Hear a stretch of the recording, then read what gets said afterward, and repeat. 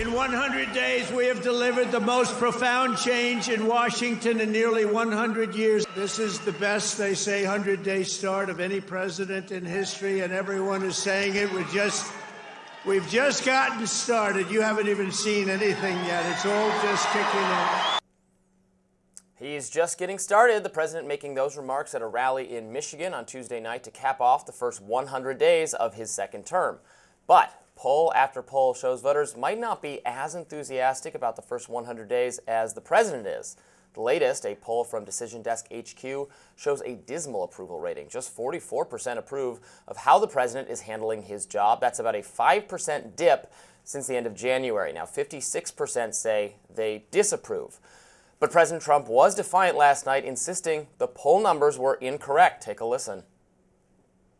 When you watch the fake news, you see fake polls.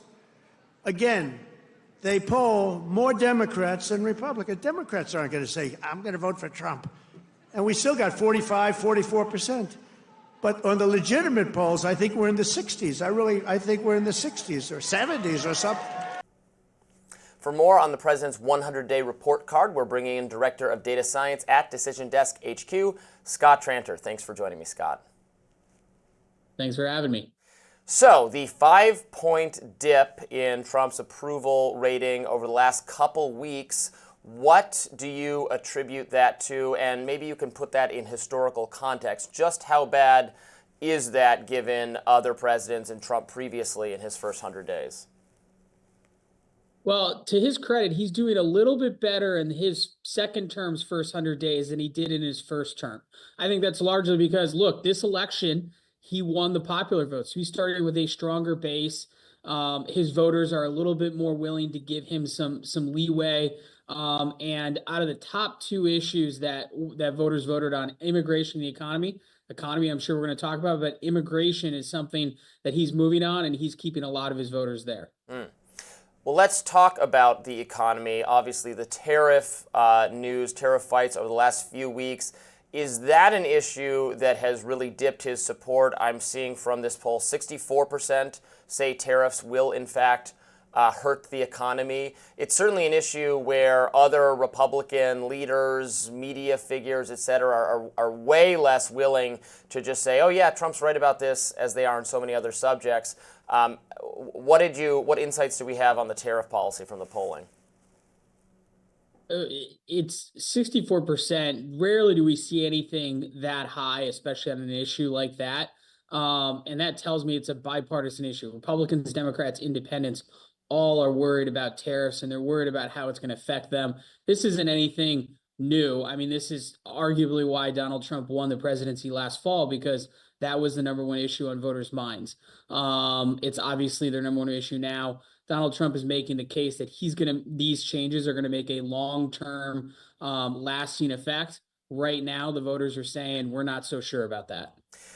There is emerging some interesting partisan splits since the election. We've been talking a lot about on rising young men moving, so young people in general, but especially young men of any racial category, but young men moving so decisively into the MAGA column. I notice in this poll you're seeing emerging just a split between men and women in general, with men being much more supportive of the president's policies.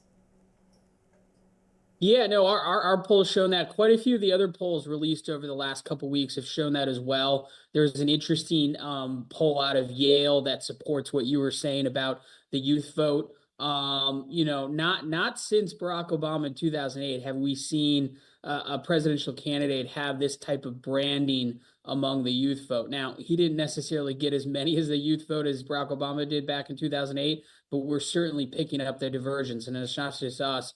Lots of polls across the spectrum are seeing young men specifically skewing a little bit more conservative than the trends have seen in the past. So I think a lot of people in the media are processing this poll and other polls and saying, oh, it's so bad for Trump. You know, the wheels are already falling off the carriage or the cart or whatever it is. It's all bad. I look at some of this and say, well, there's a lot of frustration, maybe in particular with the economic policy, but if the economy improves, if the goal of the tariff negotiations, for instance, as some people in the administration say, is actually to get other countries to lower their tariffs as well and get rid of all those barriers to trade, if you have a positive economic situation a couple months from now with tariffs no longer being in place, it seems like that's a lot of the negative polling is just that. You would have maybe a reversal of these bad poll numbers. Yeah, no, look, it's the president and his messengers are basically saying the right things. They are doing this because they want to make things more affordable. They want everyone to buy a house. They want everyone to be able to go on vacation. They want wages to increase. What's the incongruency is their strategy is at least viewed by the voters right now as not necessarily gonna bear that out. It's interesting you said, hey, if the tariffs are reversed, then all this can be done. Tariffs are self-inflicted. President Trump didn't have to do the tariffs, and I think that's what's getting some of the voters a little bit nervous. But as you point out, if he just snaps it back, I tend to agree with you. The numbers are probably going to go back in his favor. Let's talk about some of the other actions Trump is taking and how voters feel about them. The deportations have gotten a lot of media attention. Immigration always being probably Trump's number one best issue. There's a clear public mandate to do more to get illegal immigrants out of the country. That shows up in polling results time and time again. What did your polling show with respect to how the American people are receiving these deportations that so many in the media are saying, well, this violates due process, this violates all of these things? Is that the sense of the voters? Yeah, as always, immigration taken wholeheartedly. Americans, Republicans, Democrats, Independents, wanted immigration to be controlled. And now we're actually getting into the controlled part, and that's where some of the opinions diverging.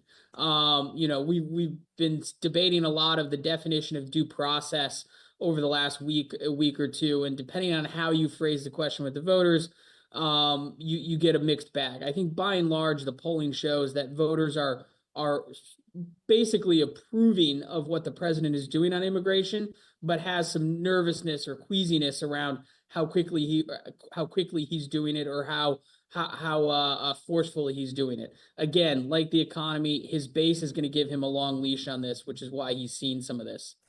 Yeah, and the partisan split on this question, so 64% saying protesting is not grounds to cancel the visas of international students. That's all respondents, but just 37% of Republicans thought that, and 87% of Democrats and 67% of independents.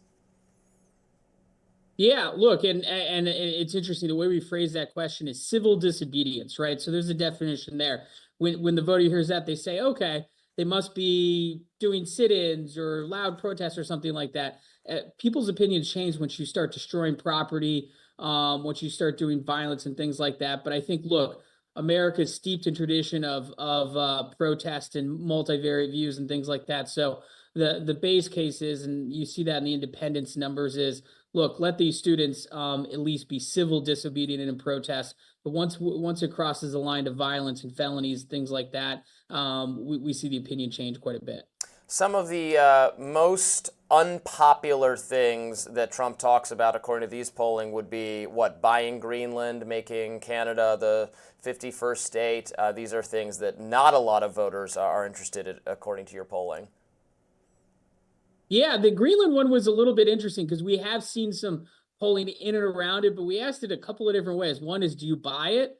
And America's kind of split on that, split on it to not wanting to buy it. And we asked, take it by force, which is something the president has mentioned in the past. And Americans are very fervently against that. So the Greenland issues there, Canada, 51st state, that's largely been, depending on who you talk to in the Trump administration, they say it's joking or trolling or something like that. I think America's kind of reacting to it that way. It's not a realistic thing in their minds.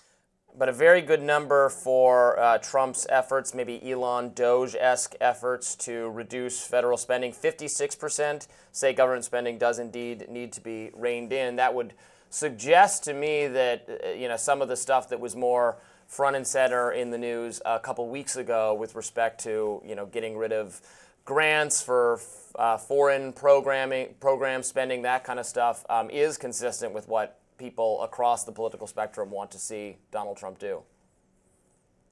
Yeah, 56%. To be honest, I think that's a little bit low Had we polled this, or at least this exact question or similar questions back in January, it was well over 60%. That's why you saw some Democrats in Congress wanting to join the Doge caucus. I think Elon Musk's approach to Doge over the last couple of months has probably hurt the optics of what it's doing. But by and large, 56%, it's a bipartisan agreement that government should be audited for waste, fraud, abuse. Scott Tranter, thanks so much for joining us. We appreciate it. Thanks for having me.